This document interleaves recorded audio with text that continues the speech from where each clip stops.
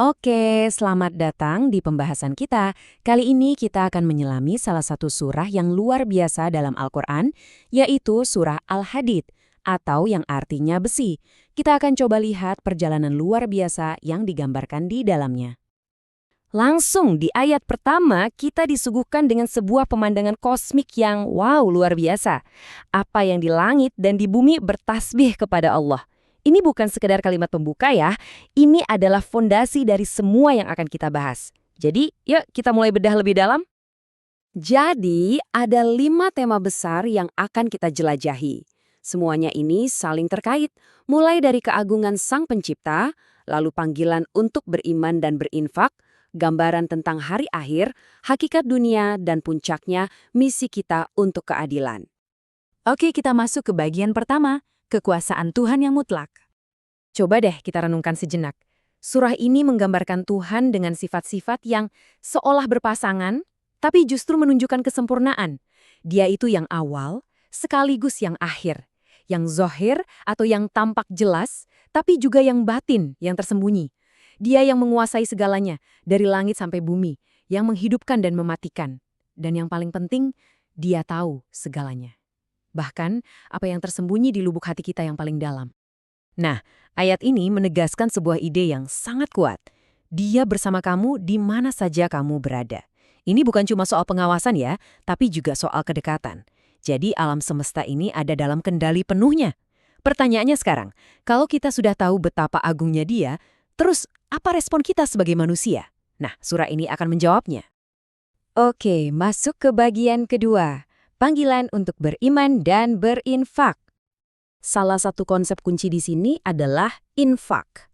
Infak itu bukan sekedar oke, saya kasih sumbangan, bukan. Ini lebih dalam dari itu. Ini soal mindset, cara pandang kita terhadap harta. Bahwa semua yang kita punya itu sebetulnya cuma titipan. Jadi, infak itu adalah cara kita membuktikan bahwa kita ini pengelola amanah yang baik. Dan Al-Quran tuh langsung to the point. Dia nggak cuma nyuruh, tapi nanya langsung ke kita. Kenapa sih kalian nggak beriman? Kenapa kalian nggak mau infak dari harta yang sebetulnya cuma titipan? Pertanyaan-pertanyaan ini nusuk banget kan? Bikin kita mikir, apa ya yang selama ini menahan kita? Dan di sini, menariknya, pemberian itu disebut sebagai pinjaman yang baik kepada Tuhan. Artinya apa? Ini bukan transaksi yang merugi. Justru sebaliknya. Ini adalah investasi terbaik yang bisa kita lakukan.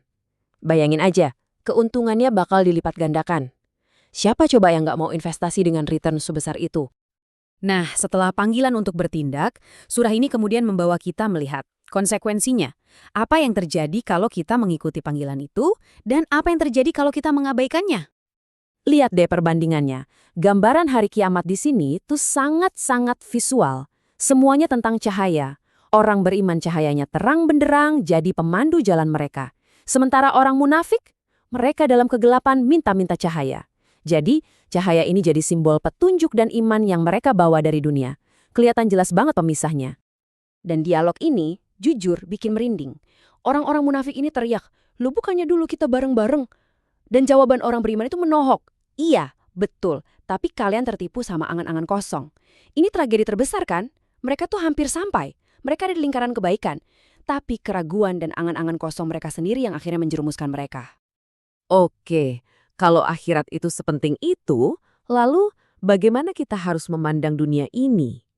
Nah, bagian keempat ini membahas hakikat kehidupan dunia.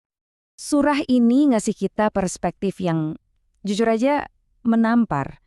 Kehidupan dunia itu digambarkan cuma kayak permainan, senda gurau, perhiasan, sesuatu yang kita pakai buat pamer, buat bangga-banggaan, buat lomba banyak-banyakan harta dan anak. Semua itu kalau dipikir-pikir, emang sementara banget kan? Cuma panggung sandiwara yang singkat. Dan analoginya tuh kena banget.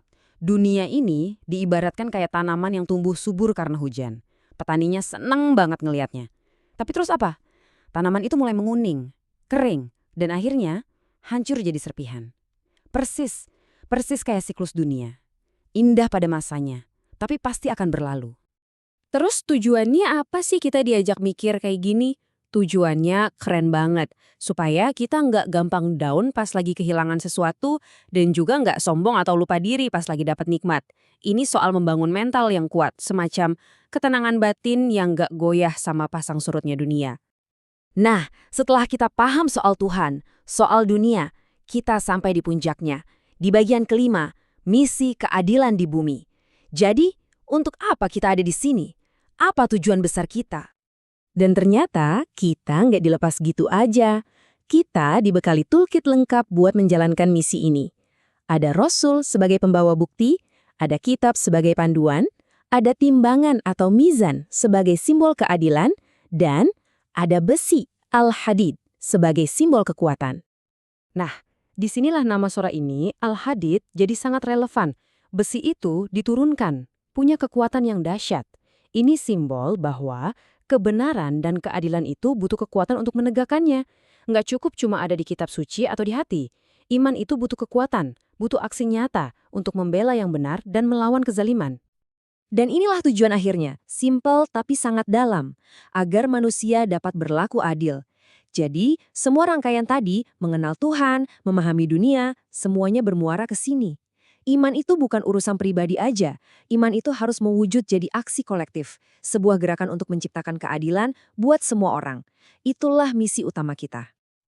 Jadi, setelah semua perjalanan ini, setelah kita merenungkan keagungan Tuhan, betapa singkatnya dunia, dan betapa besarnya misi keadilan yang diamanahkan kepada kita, pertanyaan ini kembali lagi untuk kita masing-masing. Apa sih yang sebetulnya punya nilai abadi dalam hidup kita? Apa yang benar-benar penting?